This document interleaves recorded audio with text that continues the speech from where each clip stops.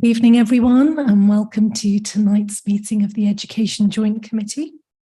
It's really great to be here in person with you all. I think, well, it's definitely my first in-person Education Joint Committee, and I know we definitely haven't met in person for a while because of the pandemic. So seeing as we're all here in person, maybe we should just go around and introduce ourselves. So I'm Councillor Cam Nagpal, Cabinet Member for A Fairer Start.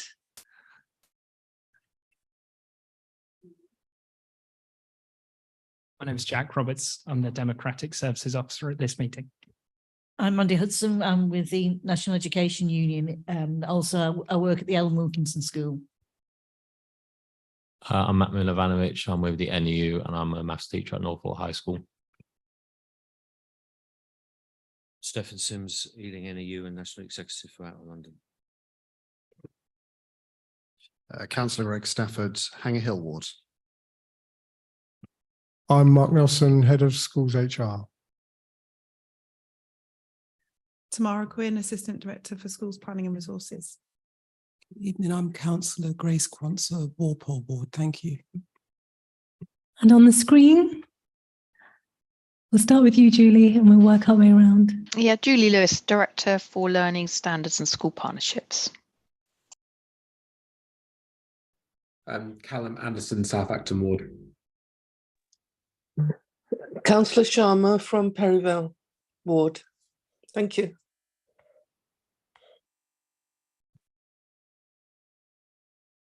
Thank you, everyone. Okay, so on to the order of business. Apologies for absence. So we've had apologies from Dave Woods and R.L. Jones. Are there any other apologies to note? I think Dee Higgins is ill, so it's an apology. Thank you, Mandy. Urgent matters, there are none. Declarations of interest. Okay. Matters to be considered in private, there are none as far as I'm aware. Okay. Minutes of the last meeting. Can we approve the minutes, please? Are they agreed? Agreed. Thank you. Okay, so item 6, union side items. Dealing with extremes of temperature in classrooms. Who's going to introduce this item? Stefan, over to you. As colleagues will be aware, I've had this on the agenda on and off for the last couple of years. The situation in schools, particularly in the summer, no one contests that climate change is happening and the extreme temperatures that are affecting schools. Even though if we're going to be talking about extreme temperatures now, it would have been the colds just before the end of the last term. My primary focus is to ask that Ealing sends out guidance and recommendation in line with their already adopted thermal comfort policy, that when a classroom becomes too hot or the humidity becomes too unbearable, according to Ealing's own policy, that they will send guidance out to schools that classroom has to be vacated. Because for the last 2-3 years, I have reps and individual members phoning me up saying that the children are dehydrating, they're fainting. This is a serious issue. It's not just an issue for staff in the classrooms. This is largely also motivated because it's affecting the students themselves. Now, secondary school students might be able to cope a little bit better, but when you've got primary school children in extreme heat and they're not being able to leave the classroom because the school has decided not to, that is a serious concern. And we could be facing a situation where a child gets seriously ill because the classroom is too hot. So we do have a thermal comfort policy, and I'm asking explicitly that Ealing sends out guidance, recommendation to all schools in advance of the severe hot weather, that if a classroom goes over the thermal comfort policy, that classroom needs to be vacated. This is so that's the ask. But if we ask for that now, I think it will compel schools to act in a way to ensure that that doesn't actually happen, because we don't want that to happen. So that might compel schools to be more proactive in terms of getting heat condensers, fans, reflective film on the windows, anything to ensure that the classrooms are cooler. So the objective isn't in itself to say health and safety, that classroom must be vacated, although that's what I'm formally asking. It's to ensure that schools take far more proactive measures to ensure that we don't get to that in the first place. But we need to have that coming from Ealing to ensure that, to help ensure that that doesn't happen. I'm officially asking. Thank you, Stefan. Okay, so my understanding is there is a guidance document in place, and we know schools are very good at dealing with the cold, but I think some work is being done on that document with regards to the extreme heat, but I'll let officers elaborate on the exact work that is being done. Thanks, Kurt and Opal. So yes, at the last meeting that officers had with trade unions around health and safety, we committed to updating the guidance for schools. I think it is fair to say that schools are still adapting to the extremes in temperature in terms of excess hot temperatures. What we intend to do is circulate a draft of that guidance for comment from trade unions and school leaders. And at that stage, we'll be able to understand how far apart from the trade union's position Ealing's guidance is. The guidance in terms of closing classrooms is already quite clear for school leaders, and we are on hand to provide advice to schools in real time where they're making decisions and risk assessments around closure of classrooms or adapting the school day or changing how young people are accessing the building. Most school leaders are adapting to that and have put in place measures to manage those extremes in temperature and responded well during the summer. I think there is still a way to go in terms of those longer term proactive measures, and the guidance will aim to set some of that out. So there is already a heat wave. There is already heat wave guidance on EGFL, and we're going to aim to bring that into the broader extreme temperatures guidance and an update around decision making and school or class closures. Thank you, Tamara. Are there any other comments or questions on this item? Matt? I welcome a lot of what Tamara has just mentioned. I'm just curious, in terms of closing classrooms and moving away from classrooms, what does the guidance say explicitly in terms of an actual number? Because I've been working in Ealing for 7 years as a teacher. I've been in classrooms where the heating is broken, so it's definitely too cold. I've definitely been in classrooms where it's too hot. Much of what Stefan said was very true with me anecdotally regarding children being dehydrated, sweating buckets, and just not being able to learn. I'm also quite concerned, particularly in exam season, that's usually in the summer as well. So this would affect students taking exams. So is there guidance on how schools can manage exam halls or exam settings, so that, as well as, not adding to the sort of mental health impacts that we already have with the exam culture, but we're adding a sort of physical impact as well. So I'm quite concerned with that in that regard. So I was wondering if there's anything in the guidance there. But my main question is, what temperature is too hot? What temperature does it become too cold? Because I think it's too much of a grey area and schools are a little bit unsure. Every time I've sort of come forward to a school leader, they've been very supportive, very helpful, but they just don't have enough guidance, is the sort of general feedback I get from them, both as a member of staff and when I was a rep at my previous school. So that's my main question, really. Yeah, okay. So in terms of exam hall guidance, I'm not sure there's explicit guidance around there. There's broader guidance about thermal comfort and managing temperatures within, specifically within classrooms more so, and then adjusting those kind of activities, physical exertion type activities, which may exacerbate those warmer temperatures or the impacts of the warmer temperatures, we can add that into the guidance. I think that's not an issue at all. In terms of the specific bounds of temperature, the warmer temperatures, there is no kind of legislation or statutory guidance around that. There's some more specific guidance around managing that for younger children who may experience kind of more extreme impacts of those hot temperatures. And so there's guidance set out by Public Health England in managing that. What we can do is look at the guidance and think about framing it in terms of specific activities where it may have the most impact. I think there's room for discussion about the level of specificity about a temperature. School sites are quite varied and the impacts of temperatures vary within a single school. And so we need to kind of take a step back and allow school leaders to use the tools we provide them, update those tools so they can undertake risk assessments and consult with their staff and trade union representatives around managing that. There's more specific guidance around the lower temperatures. We all know within COVID kind of periods where there was increased ventilation requirements that was possibly more of an issue when windows and doors needed to be left open.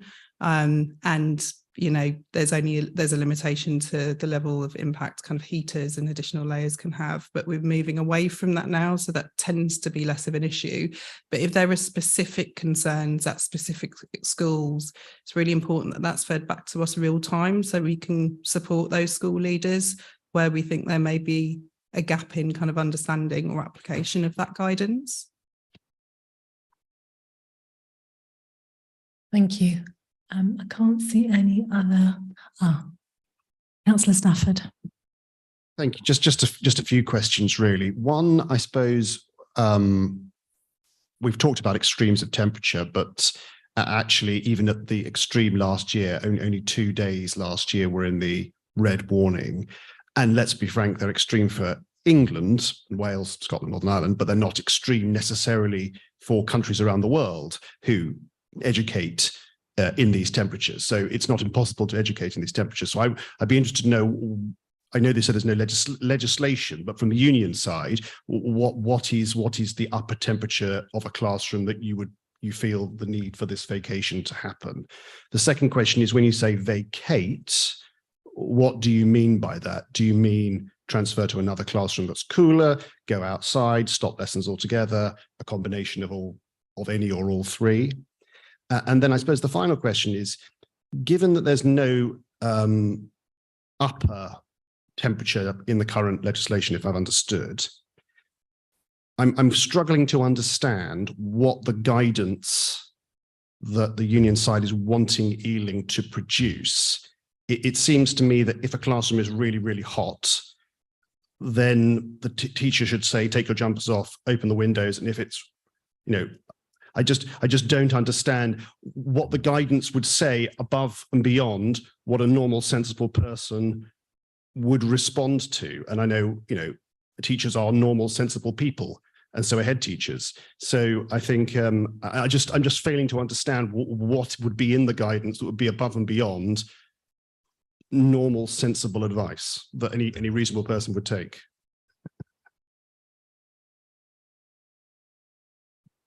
Okay, thank you, Councillor Stafford. I think so you're asking for a bit of clarification, I think, from the union side, and then for officers to respond, because I know the guidance is being reviewed at the moment. So, Stefan, do you want to?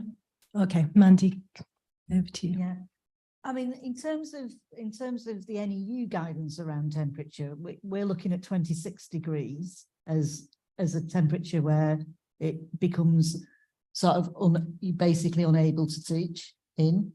And in terms of vacating classrooms, part of the difficulty is that it's where else you could go in schools. So my own school, the Ellen Wilkinson School, has got a lot of older buildings with sort of 1950s build, and various bits have been built on. We've got one block that had a 5-year life, and that was 40 years ago.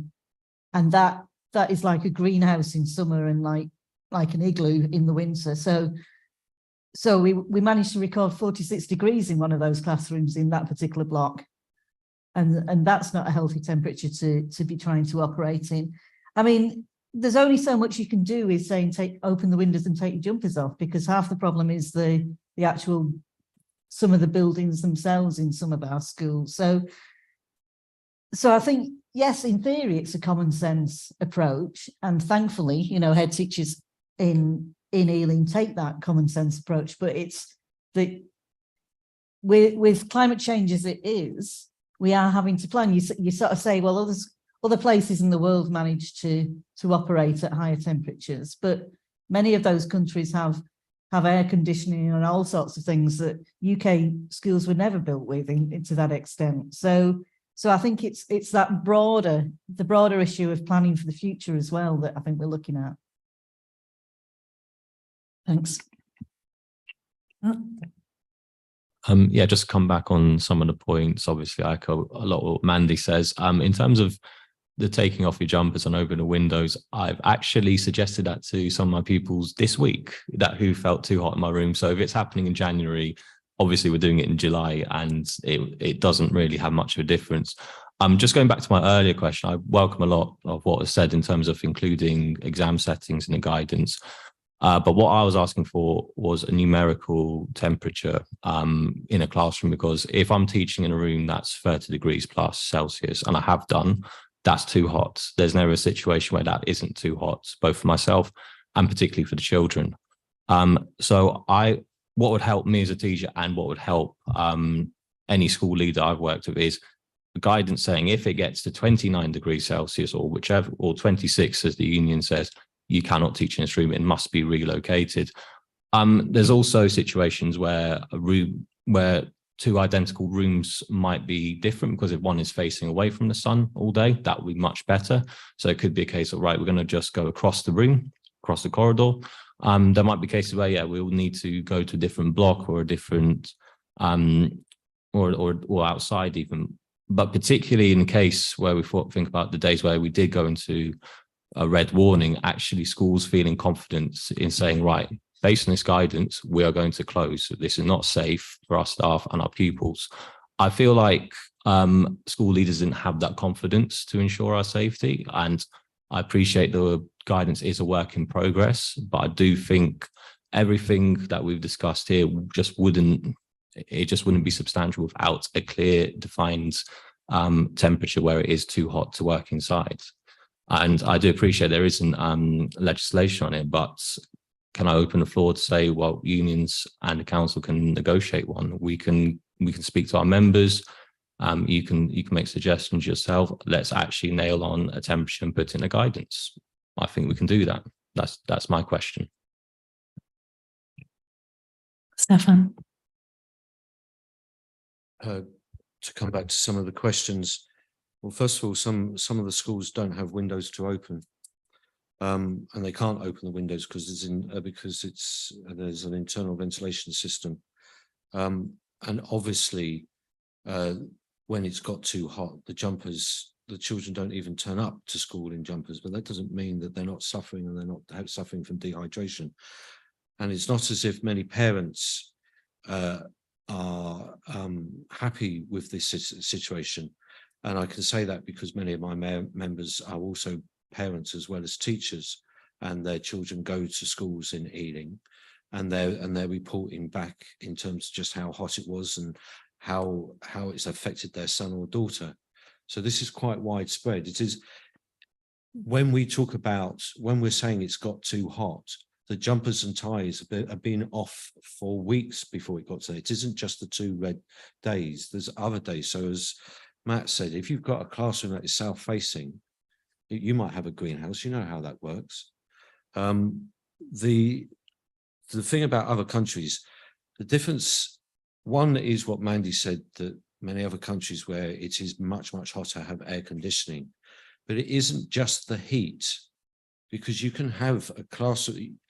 It's about the Ealing, Steve Dunham's thermal comfort policy also talks about humidity, and quite rightly so. It isn't that the temperature should need to get to 28 or 29 and that's it, the classroom has to go. we're saying, because it also depends on the humidity. You can have temperatures that are much hotter than 26, and that's not going to be unbearable. It's the level of humidity that is also affecting, and it's those two numbers combined. It isn't just the single number. So it can be higher temperatures if it's a dry heat compared to something where the humidity is appalling, because then you can't cool down because there's just too much humidity in the air for you to be able to sweat and cool down. So that's part of the answer, but also hotter countries, as Mandy said, have got air conditioning. We don't want the classrooms to be vacated. As I said at the beginning, it's not that we want, right, it's gone to this number, that classroom needs to go. I want that in place so that we can turn around and say that needs to be resolved, so that the school has got reflective heat, reflective film on the windows. They've got the fans. They've got the coolers in the classroom before that, proactively, to ensure that we don't have to insist on the classroom being vacated. But unless we have direction from Ealing Council saying if it gets to this, then you'll have to vacate, that then gives incentives to the head teachers to say, well, what do we need to do to ensure that it doesn't get up to that number, which is what we all want. We want the children in the classroom, but we don't want them suffering from dehydration and coming back and complaining to us. We want them to pass their exams. We want them to stay in the classroom. But you can't teach and you can't learn if it's too hot. And there has to be the understanding that it is already too hot in too many classrooms, in too many schools, and we need to take action to ensure that that doesn't happen so that we can carry on teaching. Councillor Quansah. Yeah, just really quickly to echo what Mandy and Stefan has said, as somebody who's lived in Italy and I've studied in Ghana, I can assure you, apart from the fact there's air conditioning, you've also got siestas, you've also got clothing which is adapted, you've got coastal coolness, there's a comparative examinations are not always helpful. That's just the point I want to make. Thank you. Tamara, do you want to come back in? Thanks. So in terms of nailing down a specific temperature, I think there's further discussion required before we can committing to a specific temperature. There are a range of factors we need to take into account, such as humidity, such as the activity that's been taking place within the specific space within the school. So I don't think we're quite in a position to commit to that, but we are in a position to commit to having an ongoing dialogue with unions and discussions with school leaders to firm up the guidance and move towards a more kind of comprehensive and robust approach so that school leaders feel more confident in making those decisions.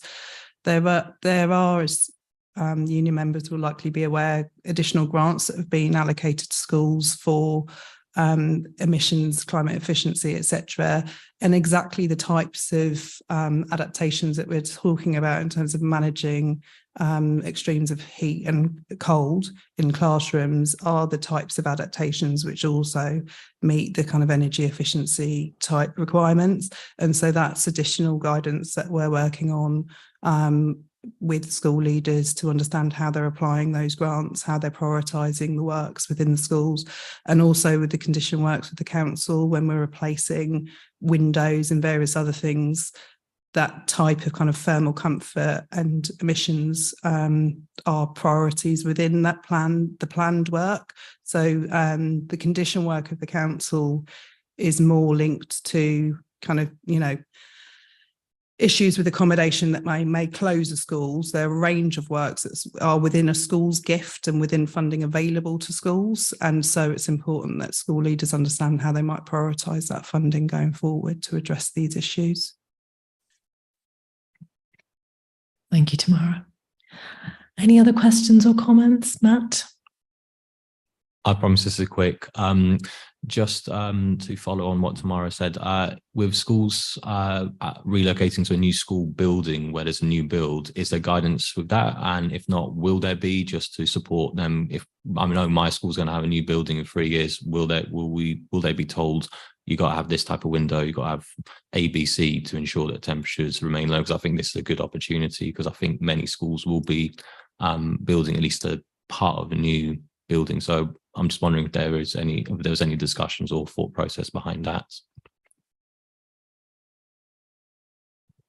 So yes, in general terms, where the local authority is delivering a capital scheme, that will be part of the consideration. With the particular school that you're talking about, the Department for Education is delivering that programme of work, and so that will be something that's important that the school, both the school and the local authority, pick up with the department. They'll be operating within whatever the current guidelines are, but they will also see coping with the impacts of climate change and energy efficiency as priorities in any new build of a school.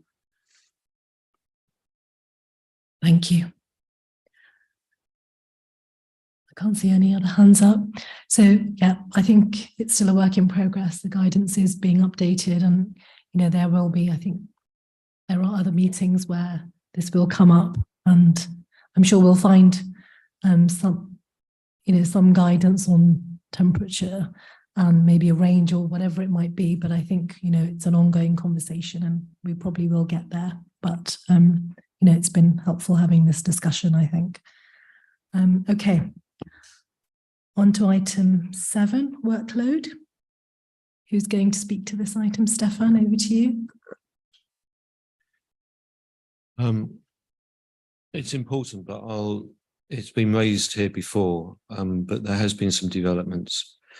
But for councillors that are new, and for those online that may be new, the DfE's own statistics say that 1 in 3 teachers leave the profession within 5 years and they never come back to teaching.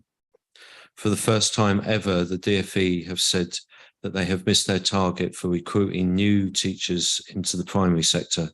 They have for a long time missed their targets for recruiting maths and physics, which is my subject, for example. There is a teacher recruitment problem, and there is a teacher retention problem. It is huge, absolutely huge, and it drives agenda item number 8. So we need to understand what the causes for that is. And I've shared with many colleagues that in the UK, in England and Wales, that teachers are the most over-scrutinised, or the most scrutinised than all other education all other countries, Europe, America, Canada, Australia. We are the most scrutinised, most controlled. The stress levels are the highest. We have the least control over what we teach, when we teach, how we teach it. The level of stress and the level of work is driving many teachers out of the profession. So to give you an additional example, excuse me, I need to clear my throat. The NEU's membership in London, 50% of the NEU's teacher membership is under 50% is under 35, and virtually any teacher in London is in the NEU. Classroom teacher is in the NEU.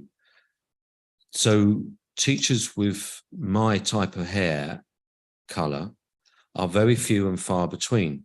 Very few and far between, because teachers are not staying in the profession. And that is causing huge problems for the profession and for the children that we teach. So I've had discussions with Julie and Dr. Claire Rees, and we are looking for a handful of secondary schools and primary schools and a special school to trial this workload charter. We think this will work, not just for our members in terms of having a proper work-life balance, because they do not. There are so many teachers, particularly female teachers, that work part-time, that feel like they're working full time, but it's the only way that they can manage that and their family. So a workload charter which caps the total number of hours expected of a classroom teacher, we are confident, particularly if it's endorsed by the NEU locally, will act as a magnet for the few teachers that are still in the profession and looking for work. In other words, schools that have got this workload charter watermark can advertise that, and I believe that they will get far more, because if the NEU says you can have a work-life balance if you apply for that school and that school, so therefore that helps with the recruitment and retention. Certainly helps our members have a work-life balance, and as many countries and certainly some organizations are talking about a 4-day week because it seems to be more productive than a 5-day week. Our members being able to work less than 50 hours a week and still have time to spend with their family will be more productive and better for the pupils that they teach, as well as for themselves, and will have a small but significant impact in terms of Ealing's ability to recruit the very best teachers and to hang on to them. We need a workload charter.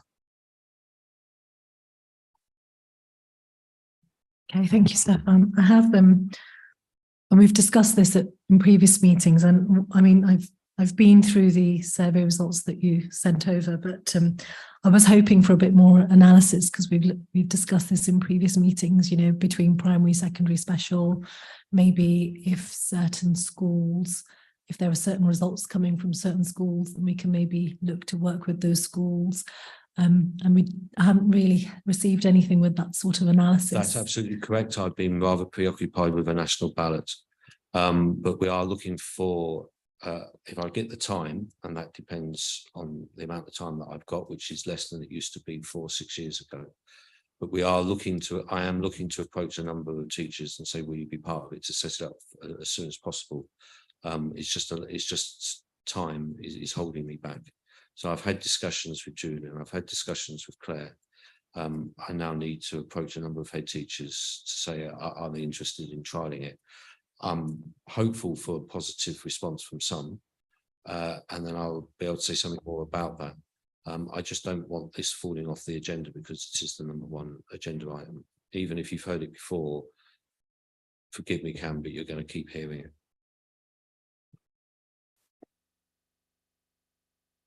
Okay, Stefan. So I'm just looking around the room. We don't have any. Okay, Matt. I just wanted to add a couple of points to what Stefan said. Firstly, I think what would make a workload charter so much more appealing is that it's a cap on hours. The current 1265 directed time budget, which I think every school almost every school in the Ealing anyway is sort of obliged by, doesn't include marking as an example. And as a secondary school teacher, that is the sort of work which you take home with you, which eats up your evening. So if there's a commitment with workload charter, I know for a fact I can attract plenty of colleagues outside of Ealing to come over. So I just wanted to make that point. Also, for younger teachers, which Stefan alluded to, they tend to be lower in the pay scale.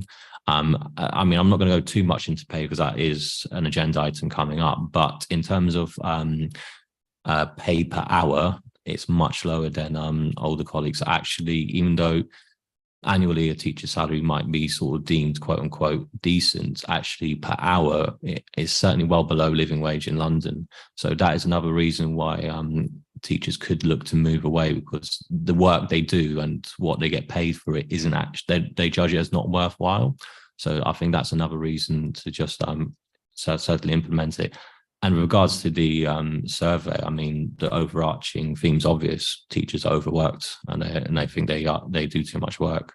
And I think this is something we need to address. I mean, I understand we need particular analysis, and I think we have sort of separated by secondary, primary, and support staff, haven't we? And of course, we need to go into more detail, but this is something which has been going on for years. And yes, we will hear about it, because this is something we as teachers are going through. So as long as we're going through it, it will be heard. That much I will say. Thank you. Thanks, Matt. Councillor Anderson and then Julie. Thank you. Thanks for that. That's really helpful. And then the survey results are certainly sobering. I guess my kind of two questions are, I'm sorry if I've missed it in the survey. Are we kind of certain, how sure are we that there is demand from staff that kind of a workplace or workload charter is the answer? And it'd be just good also for my kind of, I guess for everyone's information, whether there exists anywhere else, whether there's one in place already in other local authorities or nations or whatever, and whether it's actually had the desired impact that it's had. Because I guess I assume it would be kind of implemented on a voluntary basis. And I guess, it's good having the charter on the one hand, or it could be, but would it be actually in practice? Would it be adhered to, and would there kind of be scope for slippages within the charter itself being actually applied across teaching staff? Thank you. Thank you. Julie, and then I think Stefan wants to come in after that. Mandy. Again, thank you. Thank you, Councillor Nagpal. Yeah, the survey results are really interesting, and as Councillor Nagpal suggested, we're really keen to have it divided. The data reflected by phase and special schools, so that we can kind of use the data a little bit more meaningfully within the learning partnership. I just wanted to draw the committee's attention to the fact that Ealing Learning Partnership was selected to be part of a national pilot. A national pilot focused on local models of accountability that help to shift the time and energy of leaders away from public accountability, proving cultures, to more time and energy being focused on professional development, professional learning, on improving cultures. And this has been a theme of the partnership for some time. And we're delighted to have been selected to be part of that. It's sponsored by ISOS and the University of Nottingham. And the work that Claire Rees is doing specifically with primary schools, with groups of primary schools, is very much focused on looking at all aspects of school culture, cultures for really empowering professionals in ways that where that sort of dominance of being kind of scrutinized and controlled, where that kind of culture is turned on its head. And we recognize that takes time, but I think it's important to say that we are part of a national pilot for two years, started in September, and very happy to share the learning as we go. And so we're focused less on numbers and hours, but on really highly productive school cultures, and looking at some of the strands of the survey: reporting, assessment, curriculum planning, feedback and marking, and pupil behaviour and communication. Those are the key threads of the work. And the peer inquiry and review model that is now well embedded within our school culture is not a mock Ofsted model. We do not endorse that as a model that supports professional learning, but there is a place for mock Ofsteds in a proportionate way and in line with the school's cycle. So it's just really to say that we are keen to follow up on the survey. We're especially keen, and it's in everyone's interest, to have a well-motivated, talented and dedicated workforce, and it's in children's interests to have healthy, motivated teachers. So we are behind this. Our approaches might be slightly different, but I just wanted to make those points. Thanks, Julie. Mandy? Yeah, I mean, I welcome the pilot that Julie mentions, The other councillor who spoke, who's on Zoom, he was asking about, you know, the impact of workload charters and the appetite for them. I mean, those of you, it's 35 years in teaching for me this January, and so those of us who've been around the block a few times on these will have seen various efforts at workload charters at local level and national level. And I think what I see about workload charters is that it helps people get on the same page. So they often begin as a sort of frustration amongst sort of educators as to what best can be done, and then there's lots of sort of to-ing and fro-ing and trying to communicate. But once everybody is communicating around workload, as Julie says, the gains are much greater, because it's actually better for everyone involved, and most importantly for our students. So that's why why such a thing is useful. And I think that the difficulty that we face is that individual workplaces are individual, and so workload pressures are different in every workplace. But I still think that there are principles around workload, particularly around communication and who's in control in terms of what's done to make sure that people don't get overwhelmed. And I think those are the things that are the most important: communication and who's in control. Yeah. Stefan? Councillor Anderson asked some pertinent questions. Workload charters from an NEU perspective have been tried in Nottingham, in Coventry and elsewhere. It's very hard to get it to stick. So Ealing is certainly one that is trying to take a lead. Ealing NEU is certainly one that's trying to take a lead in this, and lots of eyes are on us. The difficulty, as Mandy was saying, is that the workload for a nursery stroke reception or a year 1 teacher is very different to the workload of a year 6 teacher, which is very different to the workload of a maths teacher. And a maths teacher's workload is very different to a teacher who teaches RE, that sees every class in year 7, 8 and 9. So there is different workload for different types of teachers. In fact, it is even the case that the workload for a nursery teacher in one primary school will be different demands compared to the workload of another nursery teacher 2 miles down the road. So there isn't a rule that will then cut everything out when no one will no longer do this and that solves the workload, because that doesn't solve it.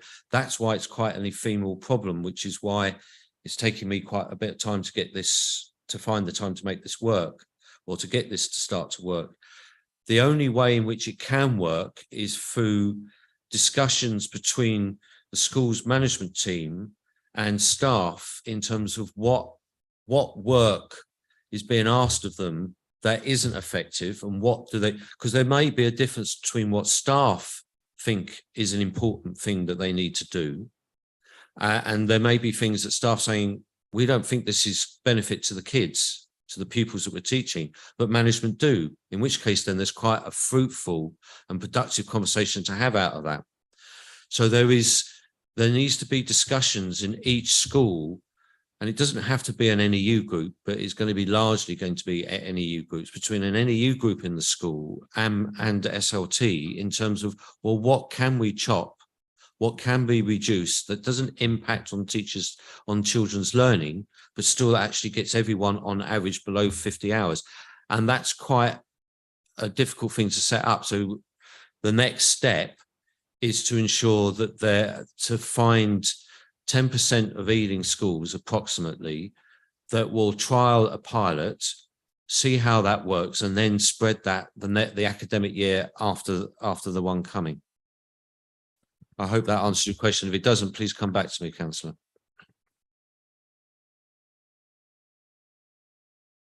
Thanks. Any other contributions? Matt?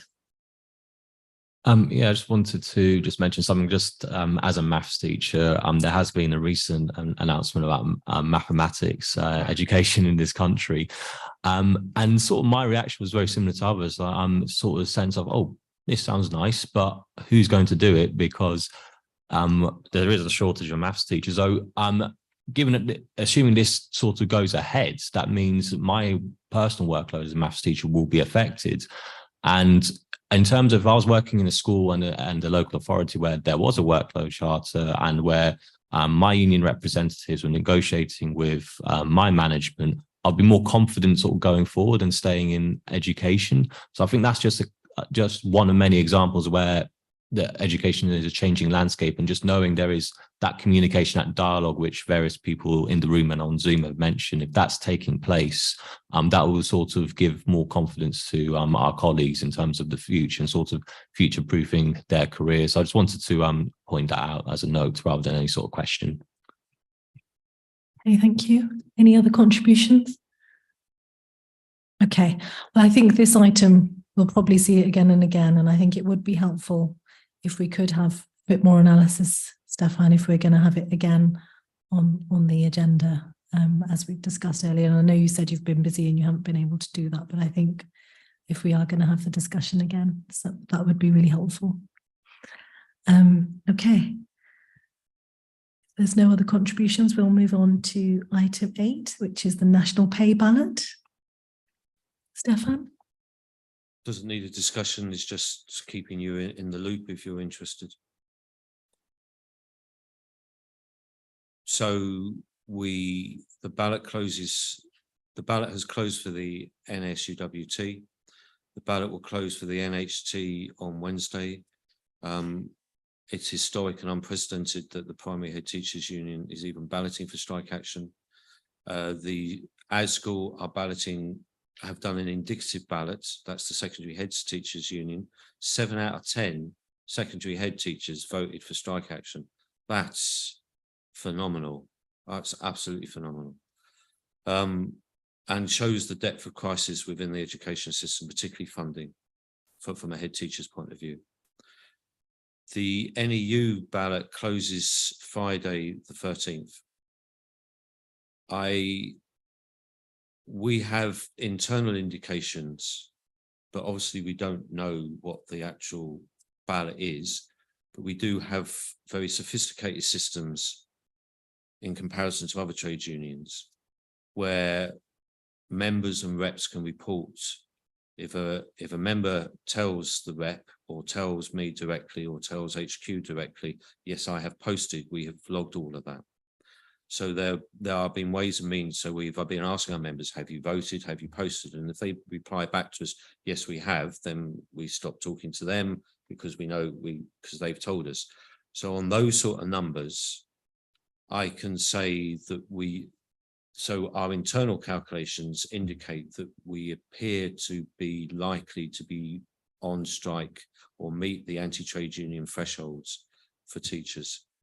You have to remember that a previous Tory government designed these anti-trade union laws to ensure that we would never, ever be able to go on strike again. They designed it because they thought we would never get over this barrier. And we just have. I mean, in 2016, Ealing NUT had a 42% turnout. It was one of the highest turnouts across England and Wales within the NUT. At the moment, according to internal numbers, Ealing NEU is on 82.7% postal ballot return. London is on a 70% ballot return according to our internal indications. That is absolutely phenomenal. I cannot stress just how significant that is, because unlike other trade unions, so if you take the CWU and the Post, their staff are in very large numbers, in very short number of workplaces. We have 20,000 schools. 5,000 schools are one form primary entries where we have less than 3 members in each of those schools. 2/3 of our schools have less than 12 members in those schools, and yet everyone on a postal ballot, not electronic ballot, are returning their ballot papers, because the situation is dire. So when I talked about the workload and why I keep putting it on the agenda, you have to appreciate how deep and how strongly this is felt in terms of workload and pay. It is crippling the education system. So this is not aimed at you, but we will not make any apologies for putting workload and pay constantly on the agenda, because you do not get numbers like this. You just don't ever get numbers like this. So we don't know, because Servacare, we're not allowed to know, but we believe that we will just about scrape over the 50% line. We think we will just about do it. I don't know that for certain. No one knows for certain, but we believe that we will. It's on a knife edge as we speak. I could be tempting fate, and we might end up with 49.5%, or we might be on 51.5%. No one knows, but because our internal estimates are estimates, we think they're accurate, but there's going to be some inflation to it. The NEU National Executive meets on Thursday, and we will be discussing strike action. There is a range of views, but if you look at what's happened to the RMT and the CWU, they've been on strike for 6 months, and they've taken strike action 1 or 2 times a month, and they're still on strike, and they still haven't got their deserved pay increase. The other unions are taking note of that. I'm definitely taking note of that as a National Executive member, because the government does not want to negotiate. And our members realise that the government does want to negotiate, doesn't even want to negotiate with the nurses. So we realise that this is going to be quite a protracted dispute, assuming we do actually get over the thresholds as our internal calculations and estimates indicate. Okay, thank you, Stefan, for that update. You mentioned that we didn't need a discussion and it was more of an update, but I will just ask members of the committee and officers if they want to add anything. Can't see any hands up. Okay. Oh, Matt, okay. Over to you. I'll promise to keep this brief. I just wanted to add to that, just from the perspective of a teacher member in the classroom, in terms of how widely, how deeply this is felt. And I want to sort of particularly address an accusation made about the NEU being union barons, influencing teachers. This was by a member of parliament today. The reason why I voted and why many of my colleagues voted for this ballot, both for the indicative online one and then the postal one on top of our workload, which we've been talking about this evening, my energy bill's gone up 154%. My food shop between 15 and 25%, yet my pay increase is 5%. It's just not enough. And on top of that, the pay increase is not funded.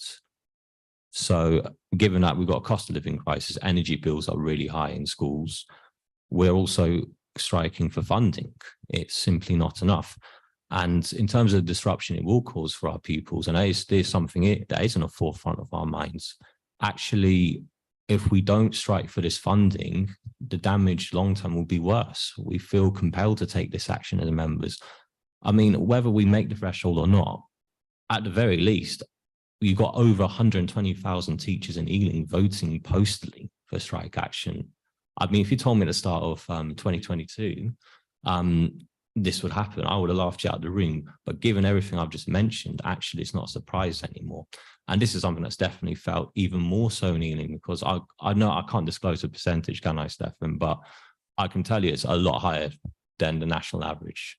And this is very much near on the vast majority of our members feel this way, and therefore the vast majority of teachers and support staff in Ealing.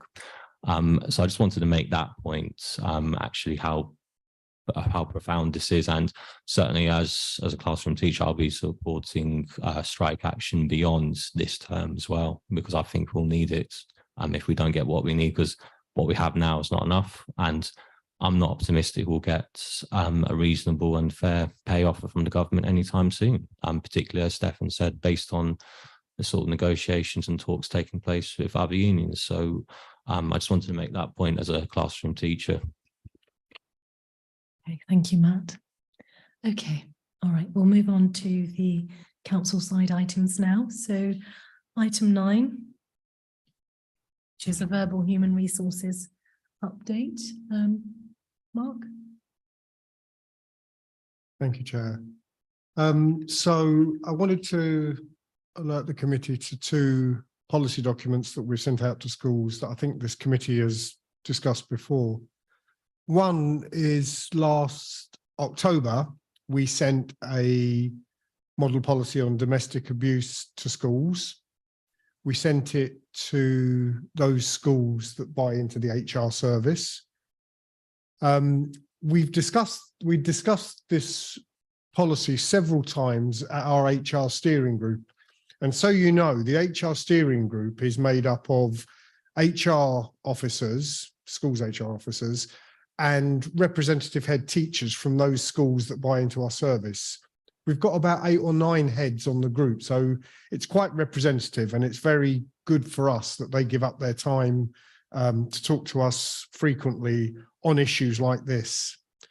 One of the things they asked us to do before we introduced this policy, because they said, we know there's quite a few things you can get off the shelf. They said, we want you to go and talk to an organisation who's got more experience and expertise in this topic. So in March last year, we started working with Safe Lives. Safe Lives is a national charity focused on ending domestic abuse.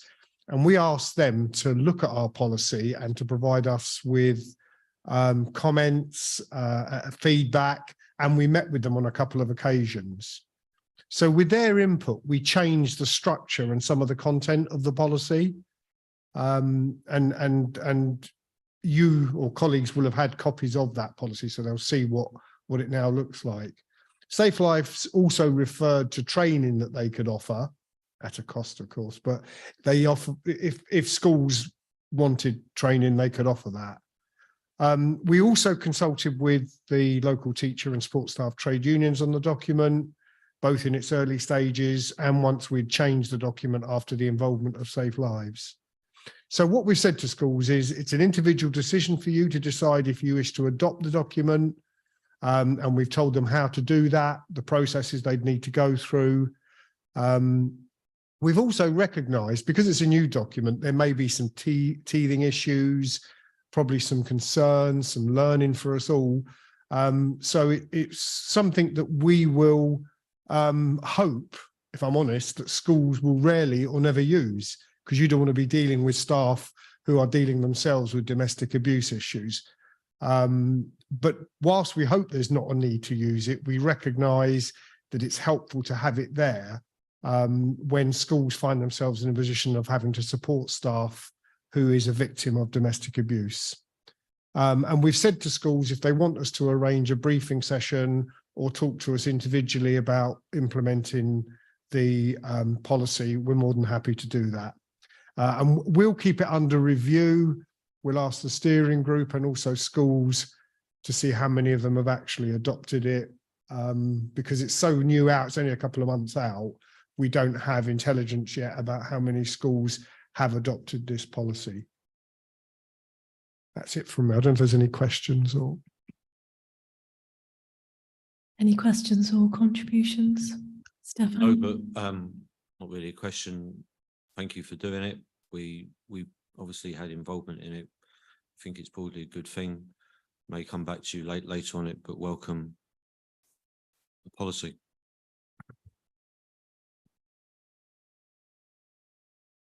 Okay, can I go on to the, so the next policy that we've been busy, haven't we, doing those, is a menopause policy for schools, which again, we've sent to schools that buy into our service. Now, what will probably bring a potential smile to the faces of colleagues opposite is that a lot of the policy that we've put out to schools is based on the NEU model policy for menopause. Theirs is a good policy and it's a schools focused policy. So that's why we chose to adopt large parts of the NEU model policy. We took some further information from the CIPD and a few other local authorities to help mainly with some of the appendices. We've consulted again with our HR steering group. They were very supportive of getting the policy out. And we incorporated comments that we received from them and any we received from trade unions. So again, it's one of those that we'll learn from its implementation. And we expect there to be quite a high take up of adopting this policy. It will be very interesting to see how or if it's actually used in practice in schools. And what we have said again to schools is, if you adopt the document, brilliant, but make sure all your staff know you've adopted the document and make sure they've got access to it. So that's the menopause policy. Thank you, Mark. Any contributions, Stefan? Yes. Just a more wider point, because obviously we welcome this one too, unsurprisingly, Mark, as you said. NEU headquarters, because we are quite a large union, we're the 4th largest union in the UK. Therefore, we have quite a lot of staff that work on these things and many other areas. And therefore, we have the capacity to do the research, talk to the professors, talk to the experts, and then come up with something. We have that capacity in a way that the NHT and ASGL do not, because ASGL is minuscule in comparison as a trade union, and therefore it doesn't have the level of staff to do these sort of research. We have professors or ex-professors working for the NEU, working on particular areas, not just. So that's why we can come up with these sort of policies, because we just got the capacity, basically. And yes, obviously, we welcome it.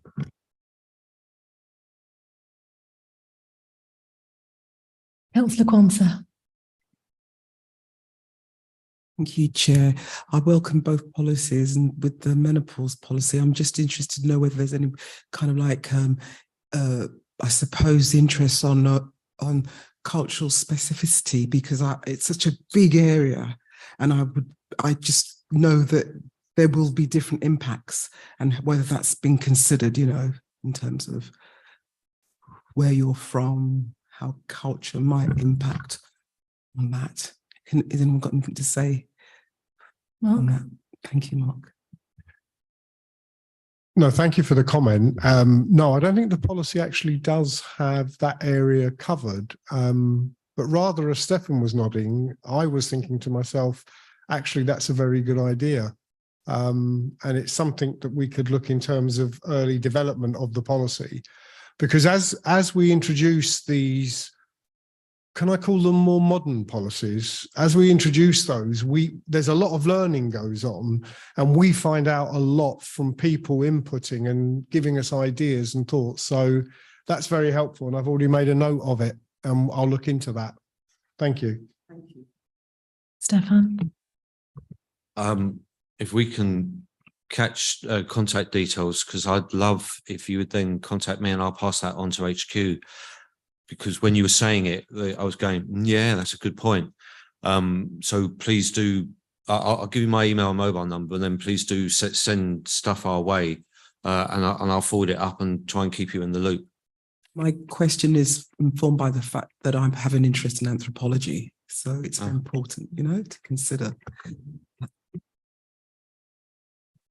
Okay, thank you. And then over to you, Mark, for the SLA buyback. Yeah, so the last item is just to confirm to colleagues that the service level agreement buyback for HR services, and in fact, it covers a lot of services that the council, or most, if not all services that the council provides to schools, will be going live just after half term. So schools then get a 5-week window in which they can choose to either buy into council services, which includes HR, or not, as the case may be. So it's a very interesting time for us.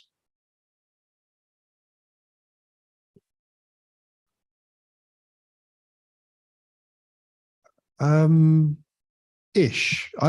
To be honest with you, Stefan, the way things are going, we over the last 4 or 5 years, we've probably lost 4 or 5 schools. So that's a trickle, not a hemorrhage. And it's probably something we can manage. It's a shame. But yeah, so I'm hopeful we'll still get a large number of schools buying in. But what I recognise for schools is that they've got choices to make, and it costs money for them to buy our services. And with pressures on funding and budgets, as I say, they've got those choices. So sometimes, even if they don't want to make a choice not to buy a particular function or a service, it's possibly influenced by other factors, not just whether they want the service or not.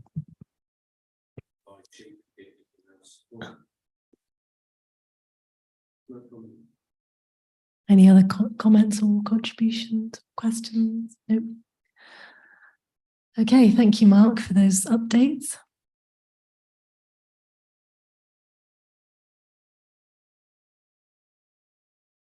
Yes, so that's the final item. Normally we have dated the next meeting, but that's not on here because it's still being finalised, I'm told. Okay, well, thank you very much, everyone. Have a lovely evening. Thank you. Bye. Thank you.